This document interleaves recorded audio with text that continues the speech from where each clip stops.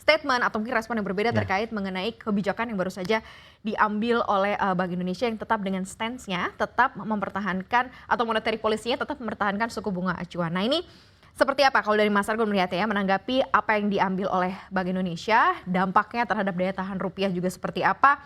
Outflow kita sebenarnya kan harus ditahan ya, tapi tampaknya masih tetap dengan stand yang sama. Padahal yang keluar arus dana asing dari obligasi udah gede banget nih. Seperti apa nih? Pasti ada background khusus yang membuat akhirnya Bank Indonesia tetap mempertahankan sudah dari Februari 2021 ya sampai sekarang. Ya, kalau di konferensi pers BI mengatakan mereka melihat inflasi di Indonesia masih terkendali, bukan isu. Tapi ya yang kita perhatikan sebenarnya rupiah gitu. Kalau inflasi memang di Indonesia tidak ada problem fundamental nih dalam perekonomian yang bisa memicu harga barang kita menjadi lebih tinggi atau melonjak terus seperti di negara lain kecuali imported inflation. Dan kebetulan kalau kita bicara soal energi itu kan kita masih ditahan BBM bersubsidinya. Jadi saya pikir tidak akan ada isu tentang inflasi yang berlebihan. Memang akan meningkat tapi tidak akan sampai melonjak ke mungkin 40-50 tahun terakhir tertingginya gitu ya. Tapi kalau kita bicara rupiah, sebenarnya rupiah ya saat ini memang sedang tertekan. Kalau sepanjang tahun berjalan saja sudah sekitar 5%-an koreksinya. Hari ini tertekan lagi tadi ya. Dan itu menunjukkan bahwa memang Indonesia sama seperti negara-negara berkembang lain yang menjadi korban kebijakan moneter di Amerika Serikat dan kawan-kawannya yang semakin ketat dan agresif pula. Sudah ketat, agresif pula. Gitu. Dan ini yang sepertinya masih dipandang Bank Indonesia masih terukur bagi mereka saat ini ya sejauh ini. Memang ada pelemahan rupiah 5%, tapi kalau dibandingkan dengan baht Thailand sekarang kan year to date sudah 10-an% gitu ya.